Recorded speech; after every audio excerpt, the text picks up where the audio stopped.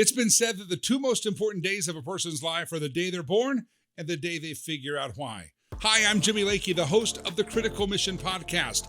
I figured out what my why was. I thought early on I might be a politician. Maybe I'd be a pastor. Maybe I'd be a preacher. I started a music company. I host a radio show. But my why, it was all discovered on the streets of Africa, in Rwanda, when I met a little child that I adopted and decided I'm going to take care of widows and orphans in Africa.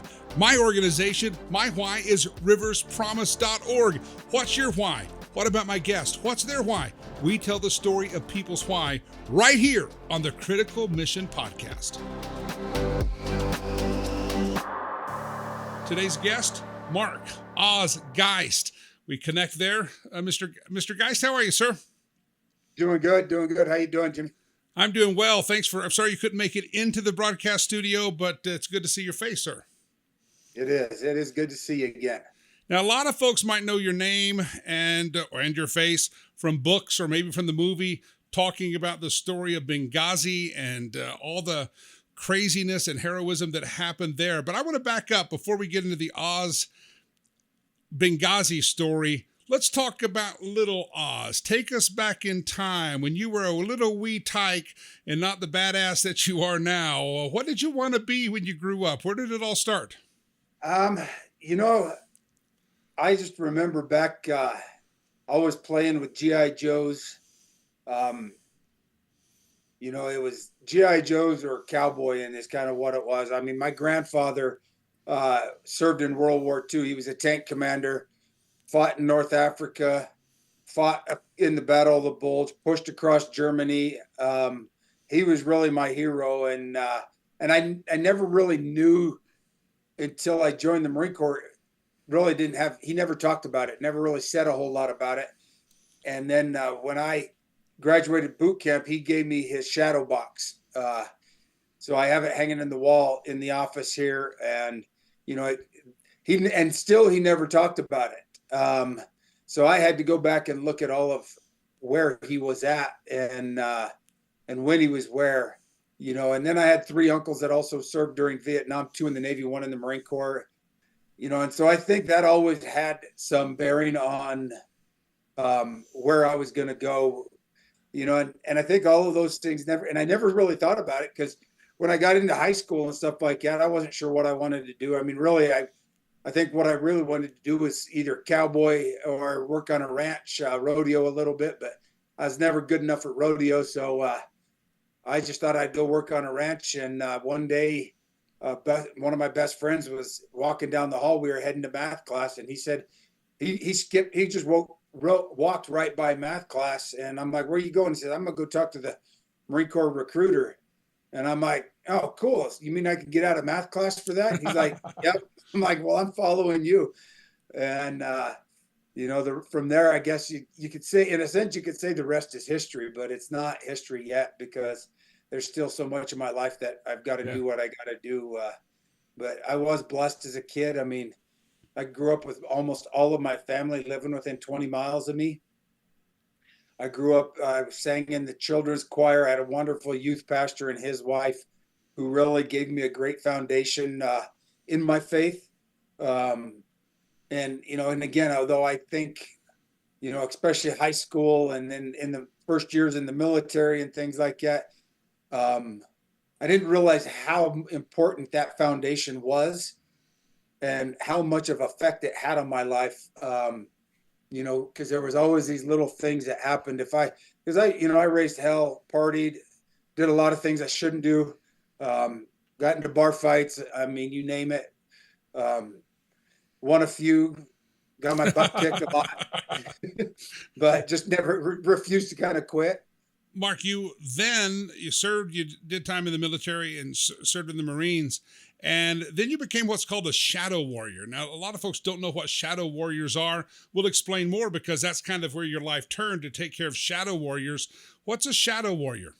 A shadow warrior it's our private military contractors, and it's not all of them. There's a select few that get picked up by our intelligence agencies, and we provide, basically we're bodyguards for people who work for the CIA overseas.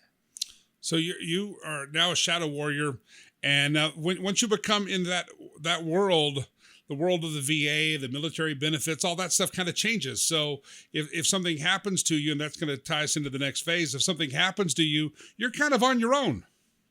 Yeah. I mean, you're an independent contractor. And there's two types. There's direct hire contractors, and then there's industrial contractors. The industrial contractors, which I worked as both, but the industrial contractors work for a company that has the contract with the government.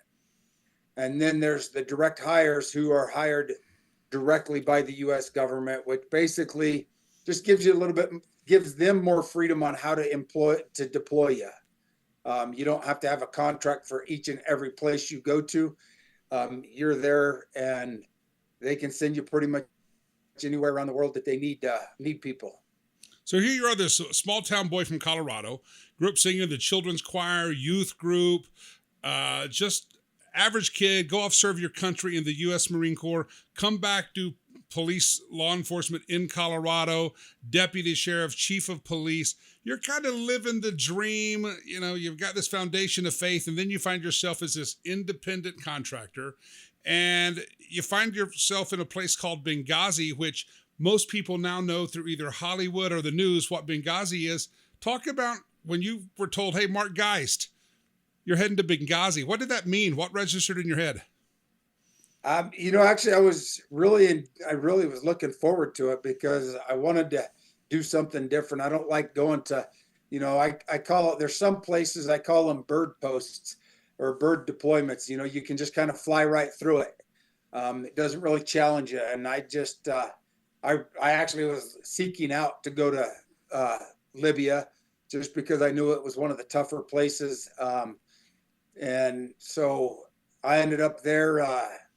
I'd been there about 45 days when September 11th come around, and and Benghazi was actually one of those countries. I actually felt safer there than I did in a lot of other countries I was at. Wow. So you get stationed, I guess, or assigned to Benghazi. Pause there. You grew up, your family's Christian, you grew up with faith. Obviously, you're about to enter a phase in your life you didn't know where you're going to need a lot of prayer, a lot of support. Did you sense that up until that point? I mean, what role had faith and Jesus played in your life up until that point, even knowing that your family and your church was praying for you? It's always been there, and it's, and I guess the best way I kind of describe my faith before Benghazi versus my faith afterwards is I always tried to follow the Lord in a way that worked for me, not just how he, not 100%. I was 100% faithful in him, but just like most people, hey, I'd go to church when I get a chance. I would pray every now and then. There was always little things that happened that would kind of redirect me if I was getting too far out. I kind of talk about it. Here's the straight and narrow, and I kind of went like this across it, bounced back and forth. But there was always these little things that I knew the Lord was there. And then September 11th hit, and he was there in a huge way for me, and for the rest of the Americans that were there. Let's talk about that day, September the 11th, at Benghazi. Give us your synopsis. People have seen it depicted in the movie Benghazi. They maybe have read books. They've read the news account. Give me your story. What happened? The thumbnail. We were all feeling pretty comfortable. I mean, there was a few threats that we had been advised of, but there was nothing on the radar of like what ended up happening. We weren't going to go anywhere that day at all, just because it was September 11th, and it's just better to play it safe. But a last minute thing came up, and me and a female case officer went out and met with this other couple, and went over to their place, and we were in the middle of just finished up dinner, and I got a call on the radio from Tyrone Woods, who was our team leader, that said, hey, you need to get back to the annex and stay away from the consulate. So I gathered up the female case officer. We jumped in the vehicle and started heading back. And that's when we really kind of realized how bad things were, because you turned on our encrypted radio and you could hear what was going on. You could hear the gunfire and the explosions. And the team leader from the security guys at the State Department came over the radio and just said, hey, if you don't get here now, we're going to all die. Wow. There was a few expletives in there as well, as you can imagine. Yeah. And so basically I had to make sure I got the female case officer back to the annex. And when I got there, the rest of the team had already left to head over and help the guys at the consulate. And I took over security at the annex until they came back. Now, the ambassador for the U.S. was there, and kind of talk. Why was he there, and where was he at? He was at the consulate. That's where his residence was. The consulate was about 8.5 acres, and they only had 5 or 6 diplomatic security officers to protect the whole place. They did have some local nationals that were kind of guarding the front gate and the back gate, and they're the first people that that you see. That's pretty much how it is at every embassy around the country. Local personnel are the first people that kind of man those gates, just so if foreigners are coming in to do business there, you've got somebody that they can relate to and can understand their language, talking to them. So, they were all just getting ready to hunker down for the night. And what we had heard, and when I got back, I got briefed, is there was over 40 armed individuals that had overran the consulate before our team even was able to leave. Finally, our team went over, was able to push off the majority of them, killed a bunch of them, started looking for the ambassador and Sean Smith, his information officer. The State Department security guys come out. They were a part of, doing that, collecting all the sensitive material that was there, because they knew that they couldn't stay there. And while they were there, they defended 2 counterattacks. The last one that was starting, they were told there was over 100 people that were coming. So they made the decision to fall back from there back over to the annex, because the annex was only about the size of a football field. We had plenty of ammo there. Because we built up our defenses, or at least prepped our defenses a lot better than what the State Department security team had been allowed to do. In a situation like that, I mean, it's all probably happening so quick. You've got radio chatter, you got go here, go there, annex, consulate, where do we go? Is there a moment in time that you pause and say, this could be it? Lord, I mean, is there a moment that you kind of self-reflect like that, or is it all just kind of, you look back afterwards? I think more of it for me, and I think it's different for each person out there. I think for me, I was more focused on what we had to do in the job that was there. And I didn't really think about it too much until after the fact. And there was a brief time when it was a brief lull in the fighting, that me and Ty, we were up on the rooftop together. And before Glenn Doherty's sister team, he was in charge of our sister team out of Tripoli, had arrived. We had been talking about our kids, and because he had a young boy that was recently born. My daughter was 7 months old. We were talking about the other guys. Tig had 2 kids that are twins that were, I think, a month or 2 older than my little girl. Jack had just found out that day that his wife was pregnant with their 3rd child. So, you kind of reflected back on things like that. And I think for me, I just knew that God was always with me. I didn't really have too much. I didn't have to have an epiphany of that, really, because he's always been there for me and always made that difference no matter what I've been doing in my life. Now, a lot of folks have heard the story, seen the movie, which depicts a lot of the situation at Benghazi, but you're up on the rooftop. You're trying to get help from the U.S. military. You're calling, please send in reinforcements, and walk us through what happened or what didn't happen with that request.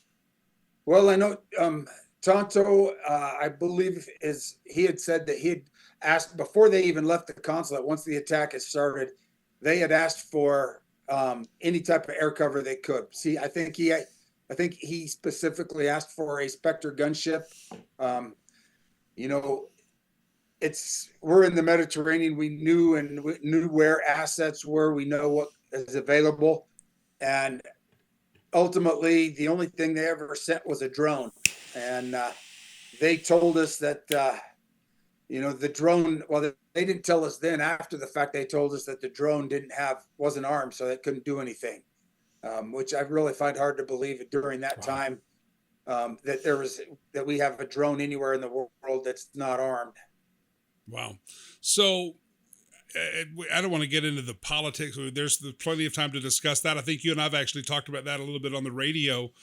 Why were they though hesitant to actually send the help that had been requested? What was the fear of supporting you guys on the ground?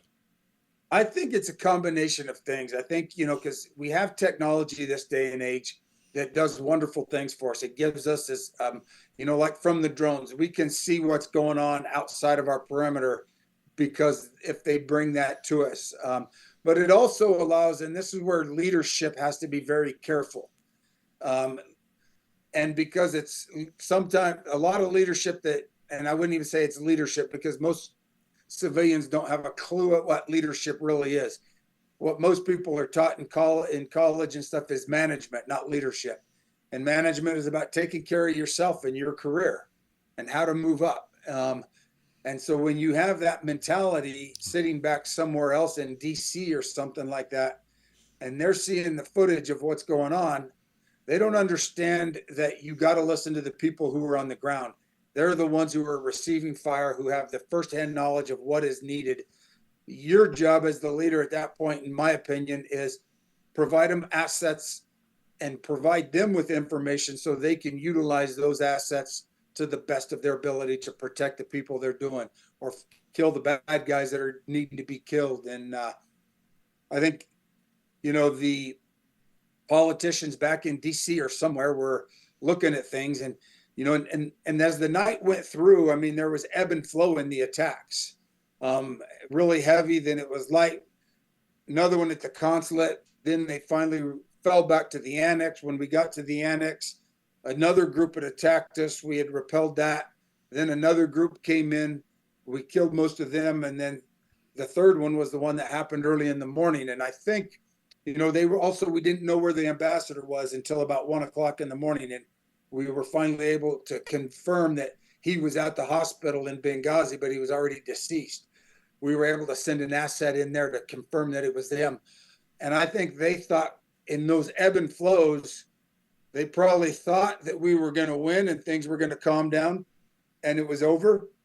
And so that's part of probably what went into their thinking. The other part is, okay, the ambassador, initially, I think they were sending people.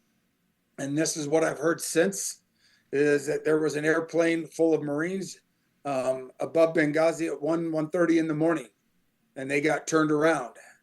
I know there was other assets that were trying to get to us, and things prevented them from that. And I don't think it was really nefarious. I think it was more of just poor leadership and people not just giving us what we needed on the ground and let us decide how to take care of business. So you find out that the ambassador has been killed. He's deceased. And obviously you got out alive, but there were some of your friends that didn't. Kind of talk about it. Wasn't just the ambassador. Who else did you know that didn't make it out of that night?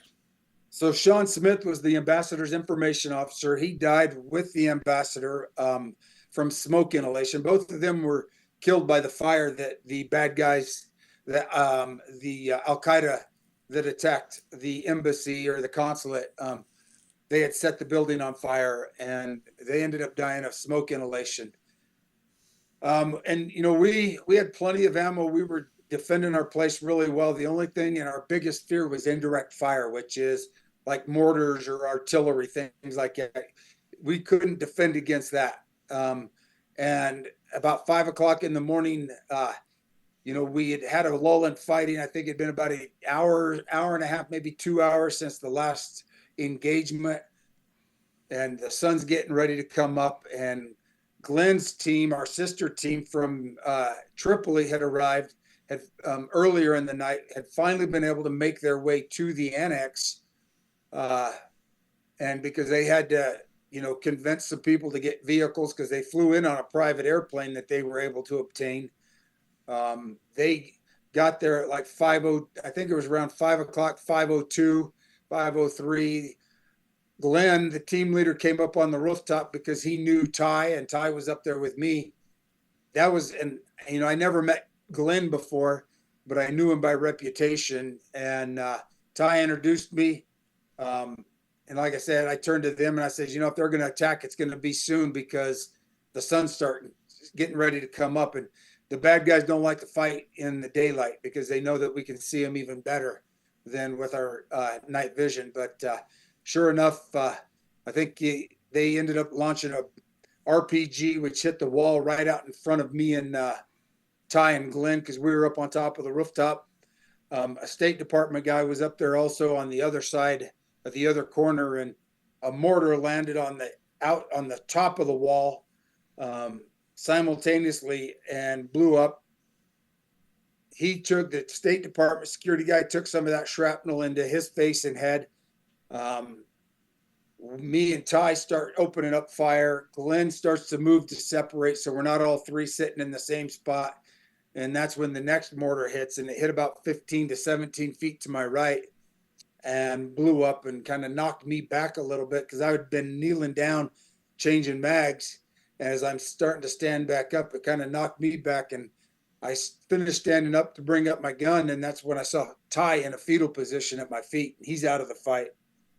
Dave, the State Department guy's out of the fight because he got hit with that shrapnel in his face.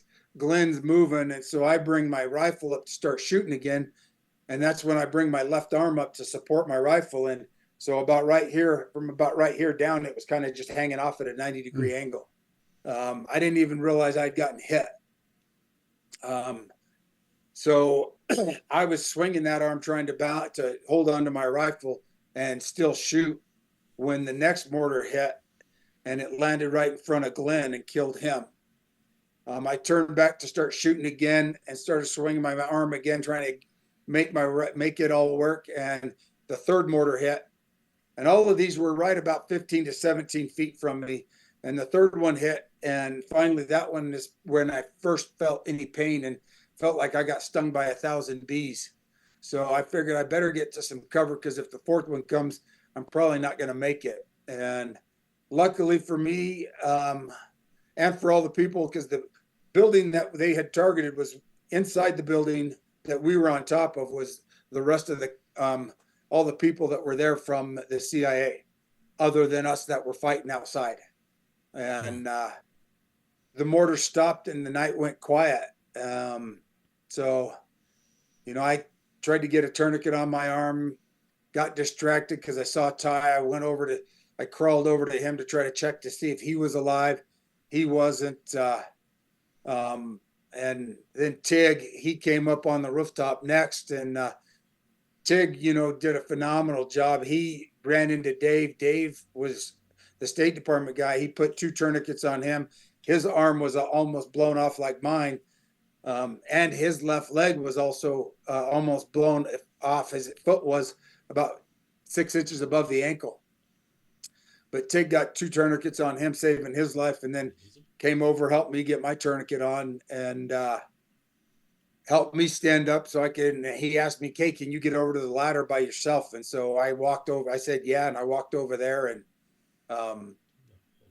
then tried to make my way up to get down the ladder.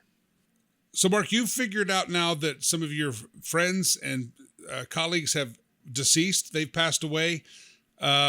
What happened next? You obviously got out of Benghazi, had to get some medical attention. What happened after that night, after the fighting and the mortar attack stopped? Well, we were able to finally, I think it was about 7:30, 8 o'clock in the morning, make it to the airport. We flew all of the non-essential personnel and us that were wounded out on that civilian aircraft. The rest of the team stayed there at the airport until I think the plan was they were going to send that private plane that we had back. But luckily, a C-130 had landed, and the guys were hoping that would have been a U.S. plane, but it wasn't. So it was a Libyan plane.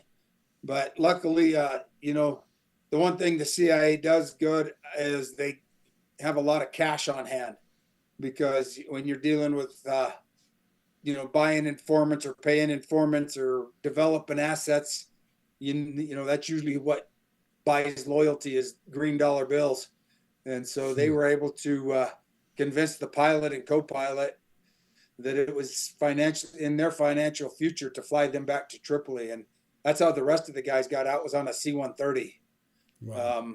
Flew them by Libyans. Now I landed in Tripoli at around 10 o'clock, 10:30. And I got my first surgery, probably the surgery that saved my life, was by Libyan doctors in a Libyan hospital. And then later that night, a U.S. aircraft finally came into Libya, into Tripoli, the capital, and flew us all out from there. So you have a surgery there performed by Libyan doctors, saves your life.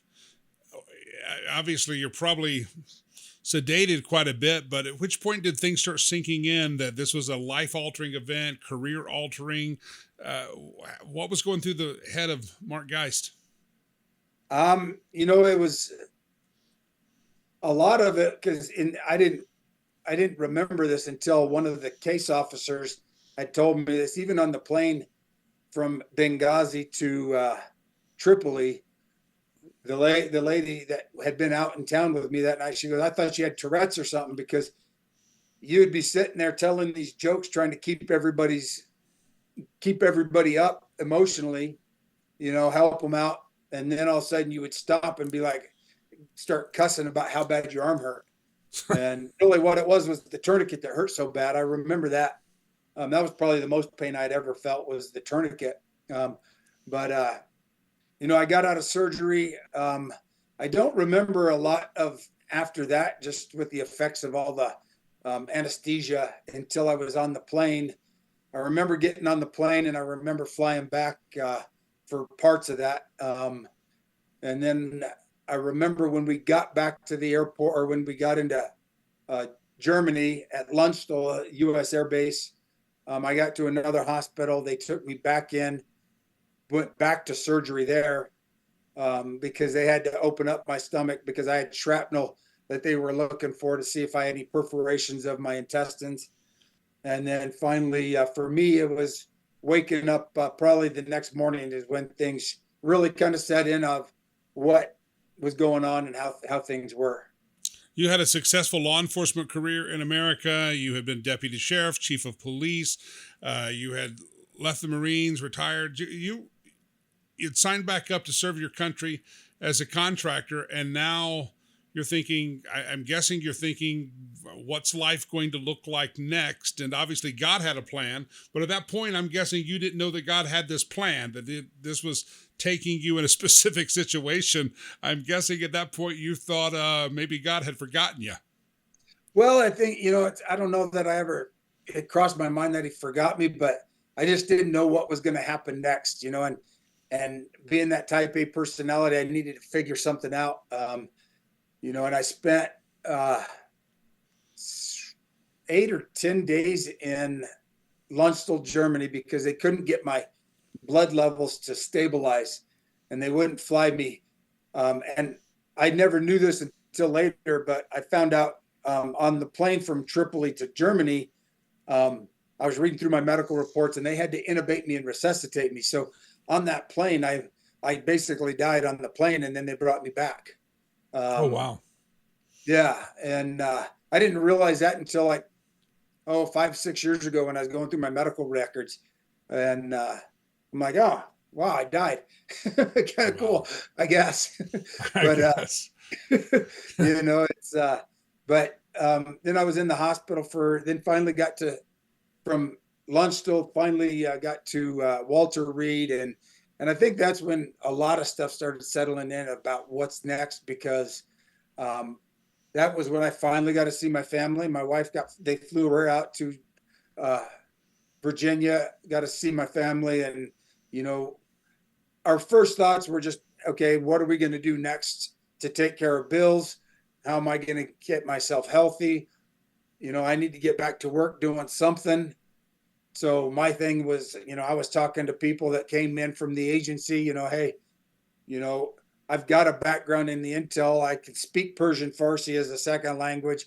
Why don't you put me on the job for, hire me for being a translator or something like that, reading documents, translating documents. And, they were always, hey, we don't need to worry about that now. Let's just get you well and we'll talk about it then. Well, for me, my worry was, how am I going to take care of my family? Yeah, because you were now what we call the shadow warrior, and the fact. So, at which point did the medical bills start piling up for you on your dime? Luckily, the medical bills were covered by the military. They did what they call a Secretary of Defense designee status. He gave me permission to get all of my major medical done. And I went from making really good money because my pay stopped the day I left Libya, because I only got paid if I was, as a contractor, I only got paid if I was in the country that I was contracted to work for. So I then left, so I'm sitting there thinking, what's next? How am I going to do this? I know that they have this thing called DBA, it's Defense Base Act. It was Congress and then put it in act in like 1941 or something like that, because World War II had a lot of private military contractors that worked supporting the war effort overseas. And so, if they get killed or injured, they had to have a way to protect them, or at least give them equivalent to it's workman's comp. So I went from making, $20,000 to $25,000 a month to making $5,000 a month. Wow. So your medical bills weren't adding up, but obviously your bills were adding up. You're now laying in a hospital bed, unpaid, maybe getting a little stipend of a workman's comp, and you got a lot of stress and a lot of worry, and that somehow turns into Shadow Warrior Project, which is what you're doing now.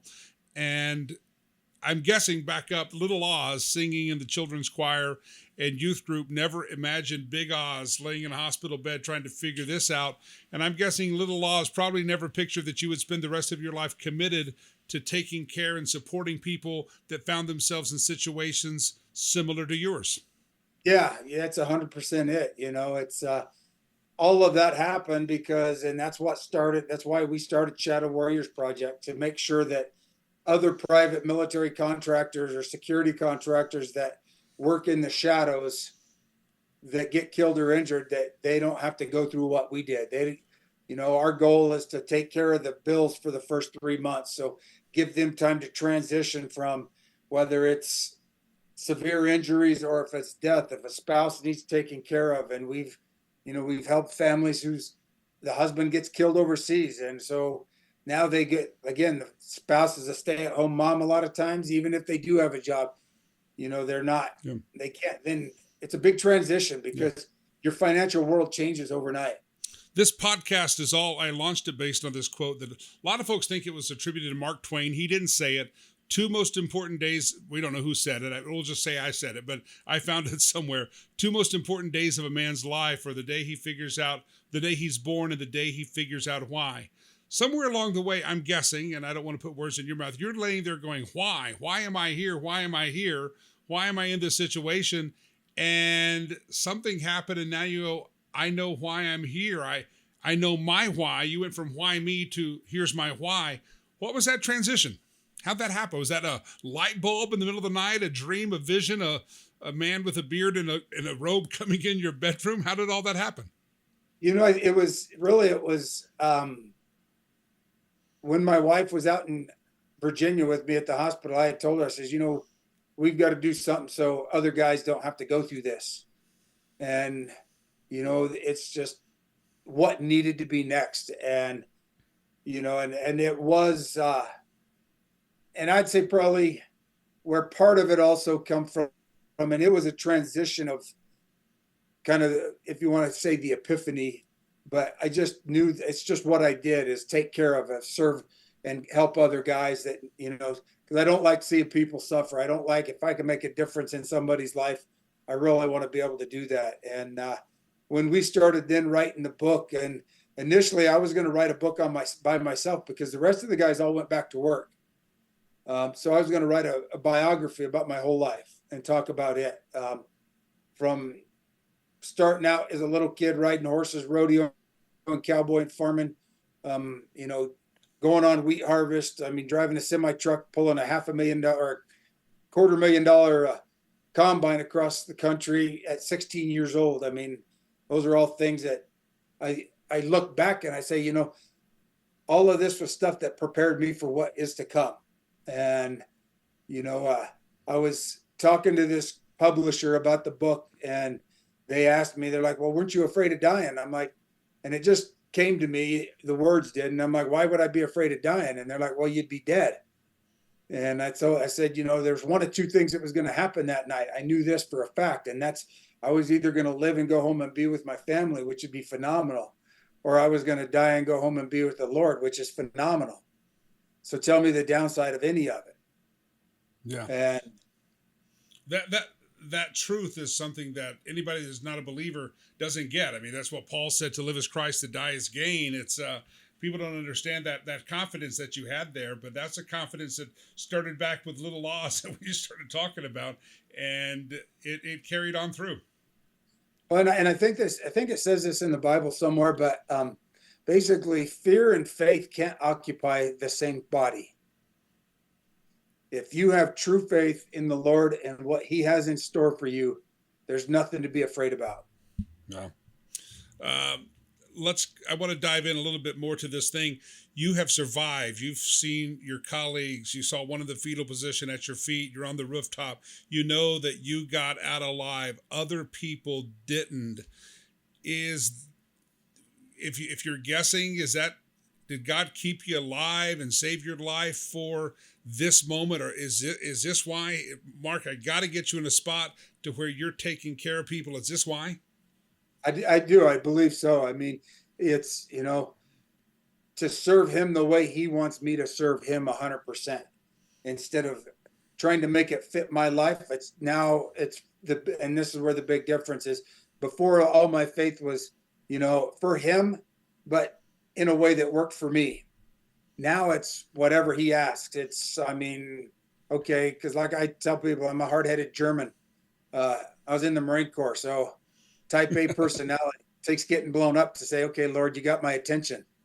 What do you want from me? And, and that's what I do now. Is anything, we help Shadow Warriors Project does much more than just help our private military contractors. Now it's, we help other veterans. We have service dogs.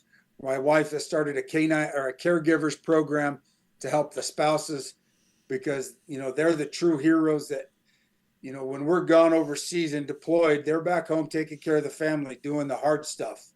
We come home injured or broken or whatever, TBIs, PTSD. They're the ones who put up with us and deal with us and keep us focused on what's right and what's good. And, so they need to be cared for and loved on as well. And that's kind of what we do now. That's one of the things that we've added to the program. We've added helping people get out of different countries. We help people get out of Afghanistan. We helped 82 Christians get out of Israel. We're working on right now helping people get out of Haiti. And really, it's just what the Lord puts on our heart. And, we pray about it, and then we do what he asks. So your wife's at the hospital bed with you, and you're like, we got to do something that's going to make sure other people in this situation. But there had to be probably a step in that journey where you're like, that wasn't just a good idea. I was sent for this moment. When did that hit? What was that first time that you're like, I had a great idea with my wife, and now I realize I'm right on the bullseye of where I should be? I'd have to say it was then. I mean, in that bed in the hospital in Walter Reed is, this is what we got to do, because it was just what had to be done. Because what people don't realize is, in the 20 years of war, there was over 5,000 contractors killed. Now, not all of them worked for the security industry, but there was over 5,000 killed and 30,000 injured. Wow. And there was no one those numbers don't get talked about, because, and a lot of those contractors that got killed were third country nationals. that had gotten hired to come in and do food service or help build roads or things like that. Knowing all of that, and then thinking about what we could do to make a difference in others' lives is I guess the epiphany is what really solidified what we were going to do. Yeah. Well, we've talked about in the Bible. The Bible says the steps of the righteous are ordered of him. You found yourself from choir to rooftop to right where you're at right now, leading Shadow Warriors Project, and you have truly found your why. A lot of pain, a lot of agony, a lot of misery, a lot of suffering and death, but you found it. You found the why. Without struggles, you never grow. If life is easy, I mean, there's part of the generations that we as parents, my parents wanted to have better than to be better than their parents, or their parents wanted them to be better, have more. My parents wanted me to have more. I want my kids to have more. It's those struggles, and I didn't think of it as a struggle, but you look back and it's those hard times that make strong people. Yeah. And if we don't hold each other accountable and we don't require our kids to earn things, it's great that they get more than us, but sometimes more isn't always better. Yeah. You went down a lot of paths, military, law enforcement. You found your why, Shadow Warriors Project. I want people to go to their website, and we'll give all that information out. But I found my why. I thought, I've toyed with, I was going to law school, thinking of law school and radio, and done 20 plus years of talk radio and the music business. I've done it all. Thought when I was younger, maybe I'd be a pastor or preacher. And yet I go to Africa. I found my why. You found your why. I found my why.